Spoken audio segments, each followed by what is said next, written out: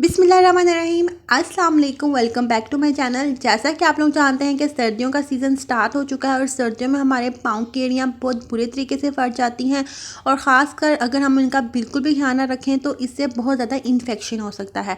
तो हमारे घर में जो हमारी दादियाँ होती हैं, अम्मियाँ होती हैं और जो नानियाँ होती हैं, उनको तो ये प्रॉब्लम बहुत ज़्यादा फेस करना पड़ती है। आज मैं आप लोगों के लिए इसी प्रॉब्लम का हल लेकर आई हूँ और घर में पड़ी हुई चीज़ों से हम बनाएंगे बहुत ही ज़्यादा यूज़फुल और अमेजिंग सी क्रीम।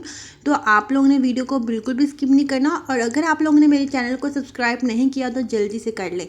और आज की रेमेडी जो मैं आप लोगों के साथ शेयर करने जा रही हूँ, इसको बहुत ज़्यादा पुराने वक्त से यूज़ किया जा रहा है और ये रेमेडी मैंने अपनी नानी अम्मा से सीखी है। तो मैंने सोचा कि आप लोगों के साथ भी इस रेमेडी को ज़रूर शेयर करूँ। और बाहर से आप लोग जो एक्सपेंसिव ट्यूब्स लेते हैं, आप लोगों को वो ख़रीदने की बिल्कुल भी ज़रूरत नहीं पड़ेगी। आप लोग बस एक दफ़ा इसे बना के रख लें और आपकी सारी प्रॉब्लम सॉल्व हो जाएगी और इसके रिज़ल्ट इतने ज़्यादा आउटस्टैंडिंग है कि आप लोग खुद हैरान रह जाएंगे। तो यहाँ पे देखें, सबसे पहले मैंने लिया है एलोवेरा। अगर आप लोगों के घर में फ्रेश एलोवेरा है तो वेल एंड गुड, और अगर आप लोगों के घर में फ्रेश एलोवेरा नहीं है तो घबराने की बिल्कुल भी ज़रूरत नहीं है। अगर आप लोगों के पास एलोवेरा जेल है तो आप लोग इसका इस्तेमाल भी कर सकते हैं।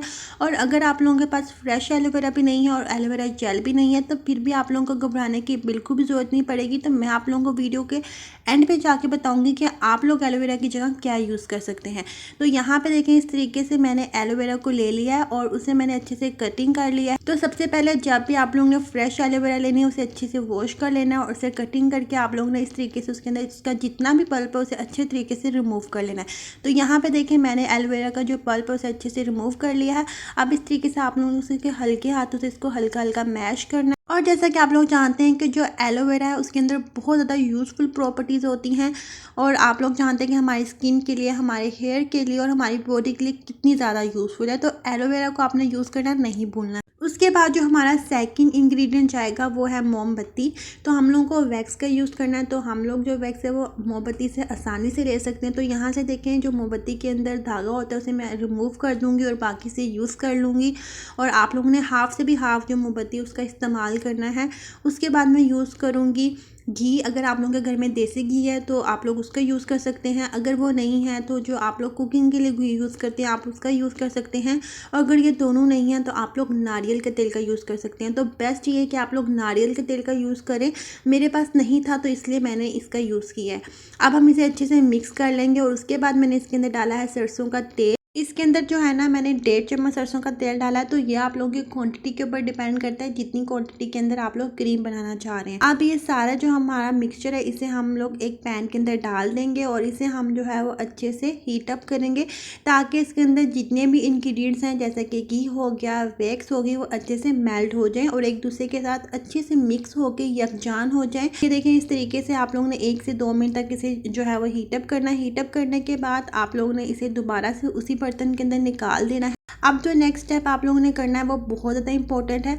अगर आप लोगों के पास टाइम है तो आप लोग इसे रूम टेम्परेचर पे या थोड़ी देर ऐसी जगह पे रख दें जहाँ पे थोड़ी सी ठंडक है। अगर आप लोगों के पास टाइम नहीं है तो आप लोग ने इस तरीके से बर्फ़ लेनी है और बर्फ़ के ऊपर इस तरीके से इसको रखना है और इसे अच्छे से आप लोग देखिए मिक्स करते जाएंगे।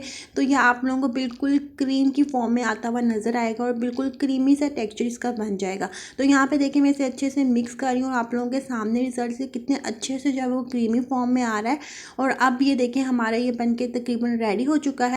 तो इसके बाद आप लोगों ने कोई सी भी डिब्बी लेनी है, चाहे वो क्रीम की हो या फिर आप लोगों के घर में कोई खाली बॉक्स पड़ा हो, तो आप लोगों ने उसके अंदर इसको डाल के रख लेना है। और एक बात का ये ख्याल रखना है कि उसको आप लोगों ने एयर टाइट करके रखना है और उसका जो डिब्बी का ढक्कन है वो बिल्कुल भी लूज़ ना हो।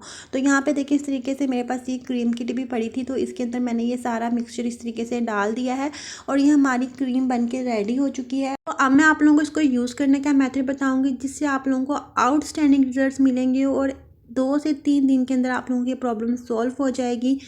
तो रात को धोने से पहले आप लोगों ने पाँव अपने अच्छे से साबुन से धोने हैं और धोने के बाद अपनी एड़ियों के ऊपर इस क्रीम को लगाना है। और इसका टेक्सचर इतना ज़्यादा अच्छा है कि आप लोगों की जो ही आप लोग इस क्रीम को अपनी एड़ियों पर अप्लाई करेंगे फ़ौरन अब्जॉर्ब हो जाएगी। और यहाँ पे देखिए, इस तरीके से आप लोगों ने थोड़ी सी क्रीम लेनी है और इसमें आप लोगों को अपने हाथ पे यूज़ करके दिखा रही हूँ कि जो ही आप लोग इसको अपने हाथ पे या पाँव पे जहाँ पे भी अप्लाई करेंगे कितने अच्छे से इसका कितना अच्छा टेक्सचर है कि फ़ौरन ही आप लोगों की स्किन के अंदर ये अब्जॉर्ब हो जाएगी। और اور آپ لوگ جو اتنی مہنگی مہنگی کریمز جو ہیں وہ بازار سے خریدتے ہیں، ٹیوبس خریدتے ہیں جن کے اندر بہت زیادہ کیمیکلز ہوتے ہیں، جس سے آپ لوگوں کے جو اسکن ہے اس کو بہت زیادہ نقصان پہنچ سکتا ہے، تو اس کی بنسبت آپ لوگوں کے گھر میں پڑی ہوئی چیزوں سے آپ لوگ یہ کریم بنا کے ریڈی کر سکتے ہیں۔ اور اس کا ٹیکسچر اتنا آؤٹ اسٹینڈنگ ہے اور اس کے ریزلٹس بھی اتنے آؤٹ اسٹینڈنگ ہے، آپ لوگوں کو بہت ہی کم ٹائم میں آپ لوگوں کو اس کے ریزلٹس ملیں گے اور آپ لوگ اس کو ضرور یوز کیجیے گا۔ تو ہم میں سے اکثر لوگ جو ہی سردیاں سٹارٹ ہوتی ہیں تو اپنے پاؤں اور ہاتھوں کی کیئر بالکل بھی نہیں کرتے، اور جس کی وجہ سے ہماری ایریاں پھٹنا سٹارٹ ہو جاتی ہیں، اور یہ پرابلم جو ہے وہ سب سے زیادہ آپ لوگ دیکھ سکتے ہو کہ ہماری جو نانیاں ہوتی ہیں، دادیاں ہوتی ہیں، پھر جو ہماری امیاں ہوتی ہیں یا پھر آنٹیاں ہوتی ہیں، ان کو یہ پرابلم بہت زیادہ فیس کرنا پڑتی ہے۔ تو یہ دیکھیں آنٹی کے جو پاؤں ہیں ان کے اوپر کتنی زیادہ جو ہے اس طریقے سے ان کے پاؤں پھٹے ہوئے ہیں، تو اس طریقے سے میں نے ان کے لیے ریمیڈی بنائی اور میں نے سوچا کہ آپ لوگوں کے ساتھ بھی اس کو شیئر کروں۔ اگر آپ لوگوں کو آج کی ویڈیو اچھی لگی اور یہ میری چھوٹی سی کوشش آپ لوگوں کو اچھی لگی ہے تو میرے چینل کو لائک شیئر اور سبسکرائب ضرور کیجیے گا، اور مجھے کمنٹ سیکشن میں لازمی بتائیے گا کہ آپ لوگوں کو آج کی ریمیڈی کیسی لگی۔ اپنا بہت سا خیال رکھیے گا، مجھے اپنی دعاؤں میں یاد رکھیے گا۔ اللہ حافظ۔